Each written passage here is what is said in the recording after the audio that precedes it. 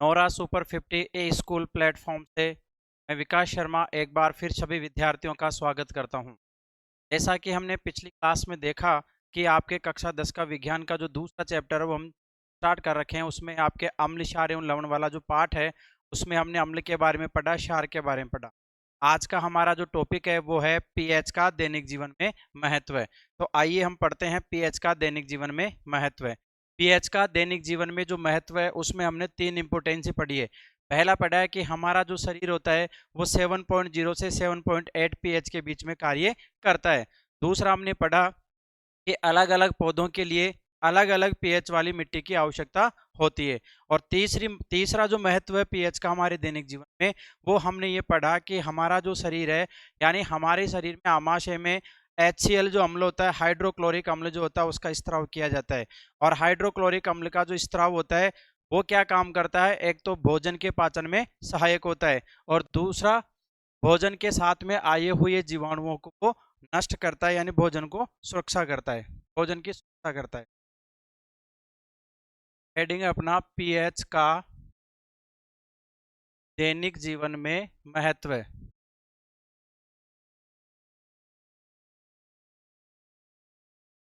दैनिक जीवन में महत्व, ये प्रश्न जो है आपके बोर्ड एग्जाम में 2 प्रकार से पूछा जाता है कि पीएच का दैनिक जीवन में महत्व लिखिए कोई 4। ठीक है, तो इसमें पहला जो है यानी हमारा शरीर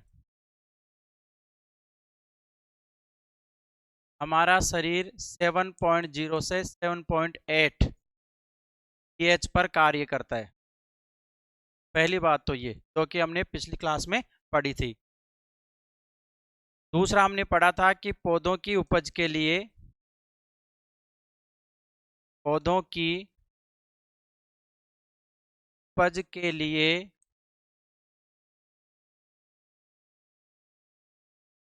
अलग अलग पीएच वाली मिट्टी की आवश्यकता होती है। अलग अलग पीएच वाली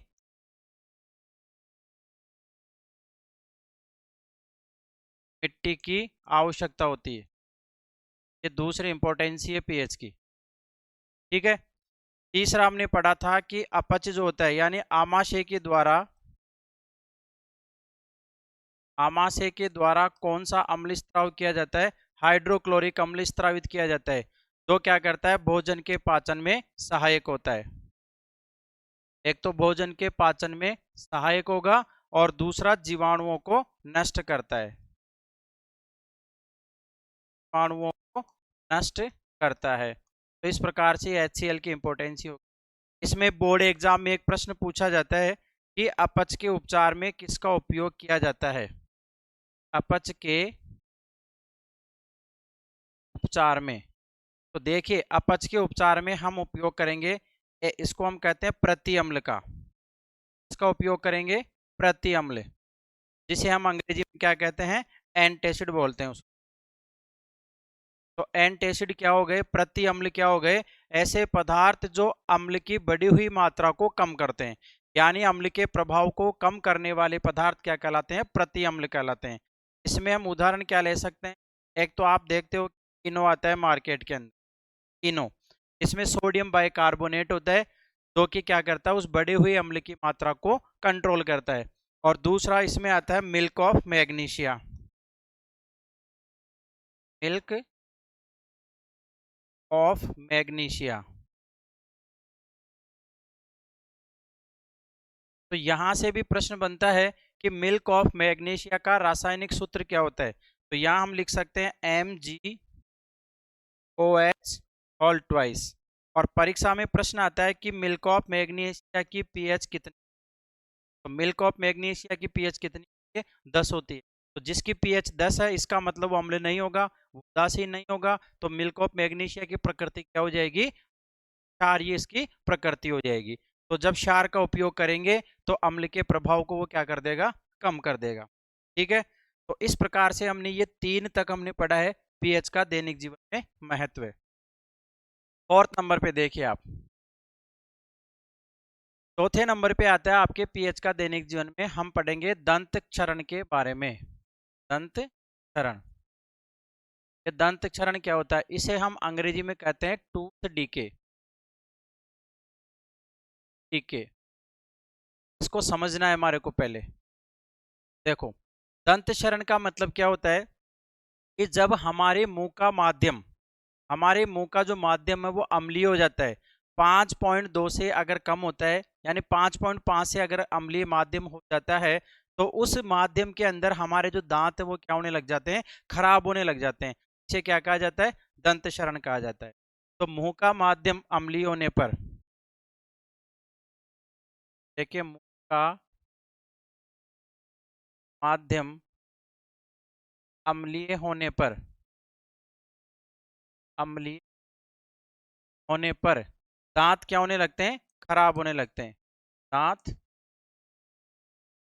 खराब होने लगते हैं। इसे क्या कहा जाता है, दंत क्षरण कहा जाता है। 5.2 से कम या 5.5 से कम अम्लीय जब माध्यम हो जाएगा तो हम क्या कहेंगे, दंत क्षरण कहते हैं।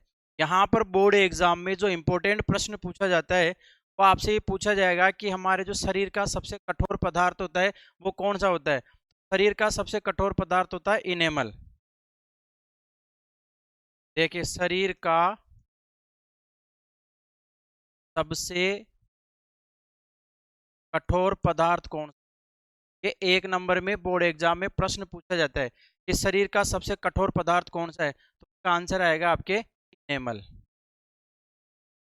और ये जो प्रश्न है वो यहीं पर खत्म नहीं होता है, प्रश्न आपसे आगे पूछा जाएगा कि इनेमल का रासायनिक फॉर्मूला यानी रासायनिक सूत्र क्या होता है। तो इनेमल का रासायनिक सूत्र होता है Ca,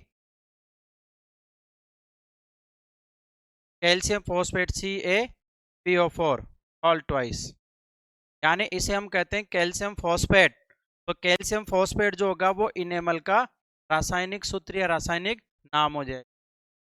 यहाँ पे एक ध्यान देने वाली बात यह है कि हमारे दांत जो है वो कैल्शियम फॉस्फेट के बने होते हैं। तो कैल्शियम जो फॉस्फेट होता है वो पानी में अघुलनशील होता है। पानी में क्या होता है, वो अघुलनशील होता है कैल्शियम फॉस्फेट। कैल्शियम फॉस्फेट जो होता है वो पानी में अघुलनशील होता है, पानी में अघुलनशील होता है। सीधी सी बात है कि अगर कैल्शियम फॉस्फेट पानी में घुलनशील होता तो क्या होता, जैसे ही हम पानी पीते और वो पानी के साथ में घुल करके कैल्शियम फॉस्फेट यानी इनेमल जो है वो हमारे शरीर के अंदर चला जाता और हमारे दांत पूरे के पूरे दांत अंदर। इसीलिए हमारे जो दांत होते हैं वो इनेमल के बने होते हैं, और इनेमल जो होता है वो कैल्शियम फॉस्फेट होता है, और कैल्शियम फॉस्फेट जो होता है वो पानी में अघुलनशील होता है। लेकिन यहाँ पर एक कंडीशन आती है, एक शर्त आती है। कौन सी कंडीशन आती है, अभी हमने ये कहा कि कैल्शियम फॉस्फेट जो होता है वो पानी में अघुलनशील होता है, लेकिन हमारे मुंह का माध्यम अगर अम्लीय हो जाएगा, इसकी पीएच लेवल अगर कम हो जाती है, तो ये फिर जो बेचारा कैल्शियम फॉस्फेट है ना, ये धीरे धीरे धीरे धीरे पर पानी में उस अम्लीय माध्यम में घुलने लग जाता है, और जिससे हमारे दांतों की ऊपरी जो परत है वो हटने लग जाती है और दांत क्या होने लग जाते हैं, खराब होने लग जाते हैं। तो यहाँ हम क्या लिख सकते हैं, कैल्शियम जो फॉस्फेट है वो अम्लीय माध्यम में घुलनशील होता है, अम्लीय माध्यम में घुलनशील होता है। वैसे तो क्या है कि कैल्शियम फॉस्फेट जो वो पानी में घुलनशील नहीं होता है, लेकिन जब मुंह का माध्यम अम्लीय हो जाता है तो उस समय फिर कैल्शियम फॉस्फेट जो वो किस में घुलनशील हो जाता है, अम्लीय माध्यम में घुलनशील हो। यहाँ पर देखिए कि जब दंत क्षरण होता है, मुंह का माध्यम जब अम्लीय हो जाता है, तो इसके उपचार के लिए क्या किया जाता है, इसके उपचार के लिए हम करते हैं क्षारीय दंत मंजन का उपयोग किया जाता है। कौन से दंत मंजन का उपयोग करते हैं, क्षारीय दंत मंजन। तो क्षारीय दंत मंजन का इसलिए उपयोग किया जाता है क्योंकि जब क्षार जाएगा, एसिड से क्रिया करेगा और एसिड को क्या कर देगा, न्यूट्रलाइज कर देगा, उसको उदासीन कर देगा। यहाँ पर प्रश्न बन सकता है कि दंत क्षरण के उपचार के लिए किसका उपयोग किया जाता है, उसे हम कहते हैं क्षारीय दंत मंजन का उपयोग किया जाता है। इसके बाद में नेक्स्ट आपके पांचवा जो आता है, पांचवी इंपोर्टेंसी, अम्लीय वर्षा।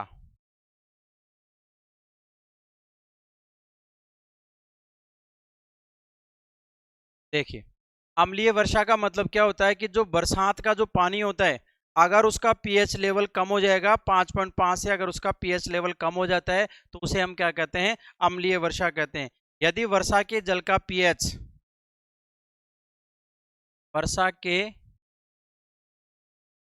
जल का जो पीएच लेवल है वो कम हो जाएगा 5.2 से या 5.5 से कम हो जाए, कम हो जाता है तो उसे हम क्या कहते हैं, अम्लीय वर्षा कहते हैं।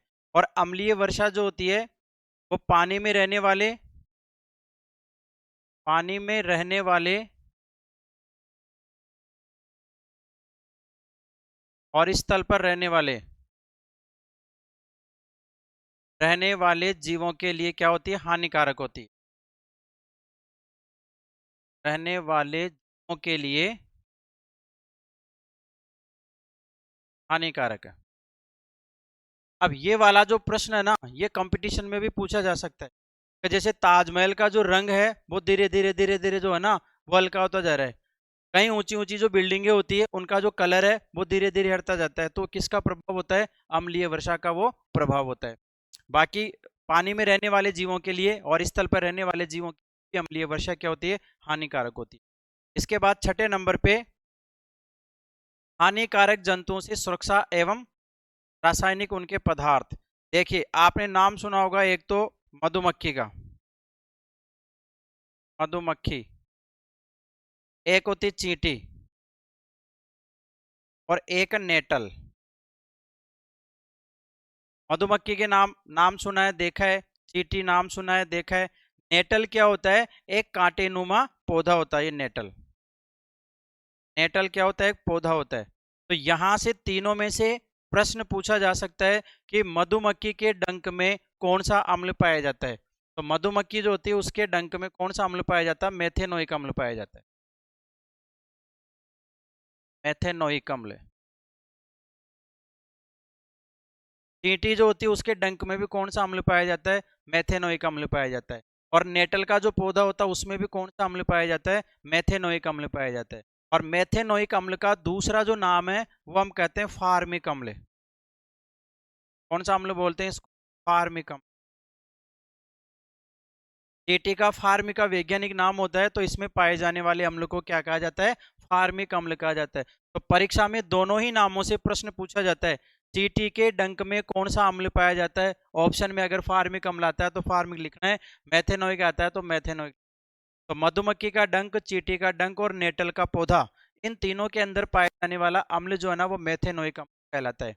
अब ये मेथेनोइक अम्ल क्या करता है, जैसे कोई मधुमक्खी किसी व्यक्ति को काटती है या चींटी कोई व्यक्ति को काटती है या कोई व्यक्ति इस नेटल के पौधे के स्पर्श करता है, कांटे जब इसके होते हैं तो इनमें से क्या होता है, मेथेनोइक अम्ल निकलता है और उस व्यक्ति के शरीर में प्रवेश करता है।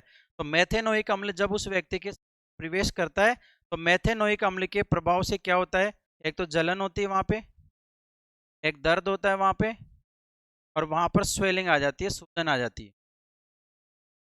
व्यक्ति के दर्द होता है, जलन होती है और स्वेलिंग आ जाती है, सूजन आ जाती है। ये सब किसके प्रभाव की वजह से होता है, मेथेनोइक अम्ल के प्रभाव की वजह से। अब अगर मान लो किसी को ये तीनों चीज काटती है और मेथेनोइक अम्ल उसके अंदर प्रवेश करता है तो इसके उपचार के लिए किसका उपयोग किया जाता है, इसके उपचार के लिए सोडियम बाइकार्बोनेट का उपयोग किया जाता है, NaH2 सोडियम बाइकार्बोनेट। क्योंकि ये कौन सी प्रकृति का होता है, ये क्षारीय प्रकृति का होता है। ठीक है, अगर आपके पास में सोडियम बाइकार्बोनेट नहीं है तो जहां पर नेटल का पौधा उगता है उसी के आसपास में क्या होता है, एक पौधा और उगता है जिसे हम कहते हैं डाक नामक प्लांट। एक डाक नाम का पौधा होता है और ये जो डाक पौधा होता है, इस डाक नाम के पौधे की जो पत्तियां होती है उसका उपयोग इसके उपचार में किया जाता है। जाहिर सी बात है कि जब डाक नाम के पौधे की पत्ती का उपयोग कर रहे हैं तो आपसे पूछा जा सकता है कि डाक नामक पौधे की पत्तियां कौन सी प्रकृति की, कौन सी प्रकृति की होगी, वो क्षारीय प्रकृति की होगी। और क्षारीय की क्यों है, क्योंकि अम्ल के प्रभाव को कम करने के लिए और अम्ल के प्रभाव को नष्ट करने के लिए किसका उपयोग किया जाता है, क्षार का ही उपयोग किया जाता है।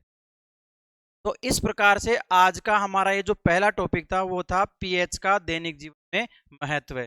तो पीएच का दैनिक जीवन में महत्व में सबसे पहले हमने पढ़ा कि हमारा जो शरीर है वो 7.8 पीएच पर कार्य करता है, यानी हमारे शरीर पीएच कितनी करके 7.8 हमारे शरीर का पीएच होता है। दूसरा महत्व हमने पढ़ा कि पौधों की उपज के लिए अलग अलग पीएच वाली मिट्टी की आवश्यकता होती है। यानी प्रत्येक जो पौधा है, ये जरूरी नहीं है कि सारे के सारे पौधे एक ही प्रकार की मिट्टी में उगते हैं। अलग अलग पौधों के लिए अलग अलग पीएच वाली मिट्टी की आवश्यकता होती है। इसलिए आजकल का जो किसान है वो खेत की मिट्टी को लेकर के लेबोरेटरी में लेके जाता है और अपनी खेत की मिट्टी का परीक्षण करवाता है, मृदा परीक्षण करवाता है। इससे उसको ये पता चलता है कि अपने खेत की मिट्टी में अम्ल की मात्रा ज्यादा है या क्षार की मात्रा ज्यादा है या लवण की मात्रा ज्यादा है। और जब अम्ल, क्षार और लवण के बारे में अपनी मिट्टी की जब उसको एनालिसिस हो जाता है, पता चल जाता है, तो फिर अपने खेत में वो उस प्रकार की फसल को बोता है और ज्यादा फसल प्राप्त करता है। तीसरे नंबर पे हमने पढ़ा कि हमारा जो आमाशय होता है उसमें HCl अम्ल का स्त्राव होता है। और HCl अम्ल हाइड्रोक्लोरिक अम्ल होता है। जब उसका स्त्राव होता है तो उसका क्या काम होता है? हाइड्रोक्लोरिक अम्ल क्या करता है? एक तो भोजन के पाचन में वो सहायक होता है। दूसरा, भोजन के साथ में जो जीवाणु अंदर शरीर में एंटर कर जाते हैं, प्रवेश कर जाते हैं, उन जीवाणुओं को नष्ट करने का काम भी कौन करता है? हाइड्रोक्लोरिक अम्ल करता है। लेकिन कभी कभी क्या होता है कि जब हमारे शरीर में अपच की स्थिति आती है, अपच को हम कहते हैं इंडाइजेशन, तो इंडाइजेशन की कंडीशन में क्या होगा कि हाइड्रोक्लोरिक अम्ल की मात्रा बढ़ जाती है। और आपने सुना होगा कि जब हमारे आमाशय में हाइड्रोक्लोरिक अम्ल की मात्रा बढ़ती है तो उस कंडीशन को हम क्या कहते हैं? एसिडिटी बोलते हैं उसको, एसिडिटी बोलते हैं उसको। और एसिडिटी के उपचार में यानी अपच के उपचार में किसका उपयोग किया जाता है? प्रति अम्ल का उपयोग किया जाता है, जिसे हम अंग्रेजी में कहते हैं एंटासिड। यहाँ पे आपने एग्जाम्पल सुना होगा इनो। जब भी पेट में एसिडिटी होती है, अपच की स्थिति आती है, तो हम इनो लेकर के आते हैं। और इनो जो होता है उसके अंदर सोडियम बाइकार्बोनेट आता है जो उस अम्ल के प्रभाव को क्या कर देता है? खत्म कर देता है। दूसरा लिख सकते हैं मिल्क ऑफ मैग्नीशिया, इसका उदाहरण होता है, क्योंकि मिल्क ऑफ मैग्नीशिया जो है वो भी क्षारीय प्रकृति का होता है। इसकी पीएच एग्जाम में, कंपटीशन में, बोर्ड में सब में पूछी जा सकती है कि मिल्क ऑफ मैग्नीशिया की पीएच कितनी? की पीएच होती है 10। और पीएच जो स्केल हमने कल पढ़ा था उसमें देखा था कि अगर पीएच 7 से ज्यादा होती है तो क्षारीय प्रकृति का होता है, अगर पीएच 7 होती है तो उदासीन होता है, और पीएच अगर 7 से कम होती है तो प्रकृति का होता है। तो इस प्रकार से ये 3 इंपोर्टेंसी हमने पढ़ी। ये चौथी इंपोर्टेंसी दंत क्षरण के बारे में। दांतों का खराब होना दंत क्षरण कहलाता है। शरीर का सबसे कठोर पदार्थ इनेमल होता है। इनेमल का रासायनिक नाम कैल्शियम फॉस्फेट होता है, जो पानी में घुलनशील होता है। कैल्शियम फॉस्फेट पानी में घुलनशील होता है, लेकिन जब मुंह का माध्यम अम्लीय हो जाएगा तो बेचारा ये कैल्शियम फॉस्फेट भी फिर उसमें घुलने लग जाएगा। ठीक है। इसके उपचार के लिए क्षारीय दंत मंजन का उपयोग किया जाता है। अम्लीय वर्षा पढ़ा हमने। अगर जल की वर्षा के जल की पीएच अम्लीय हो जाती है, 5.2 से कम हो जाती है, और पानी में रहने वाले जीवों के लिए, लिविंग ऑर्गेनिज्म हो चाहे नॉन लिविंग ऑर्गेनिज्म हो, सबके लिए ये अम्लीय वर्षा जो होती है वो हानिकारक होती है। छठे नंबर पे हमने पढ़ा मधुमक्खी, चींटी, नेटल। मधुमक्खी जो होती है उसमें भी मेथेनोइक अम्ल होता है, चींटी में भी होता है, नेटल में भी मेथेनोइक अम्ल होता है, जिसका दूसरा नाम होता है फार्मिक अम्ल। जब किसी व्यक्ति के शरीर में ये अम्ल प्रवेश करता है तो दर्द होता है, जलन होती है और स्वेलिंग आ जाती है। इसके उपचार के लिए किसका उपयोग किया जाता है? सोडियम बाइकार्बोनेट का उपयोग किया जाता है। डाक नामक पौधे की पत्तियों का उपयोग भी किया जाता है, क्योंकि ये कौन सी प्रकृति की होती है? क्षारीय प्रकृति की होती है। अभी आपने पुराने टाइम में कहीं देखा होगा, आज भी कहीं गांवों के अंदर ये प्रचलित है कि अगर किसी व्यक्ति को मधुमक्खी खा जाती है तो आसपास से कोई लोहे की जंग लगी हुई वस्तु होती है, तो उस जंग लगी हुई लोहे की वस्तु को पानी में घिस करके उस व्यक्ति के उस स्थान पर लगा दिया जाता है, तो वो ठीक हो जाता है। क्योंकि लोहे के ऊपर जब जंग लगता है और वो पानी में मिलता है तो वो किसका काम करता है? क्षार का काम करता है। क्षारीय प्रकृति उसमें आ जाती है और उस अम्ल के प्रभाव को वो नष्ट कर देती है।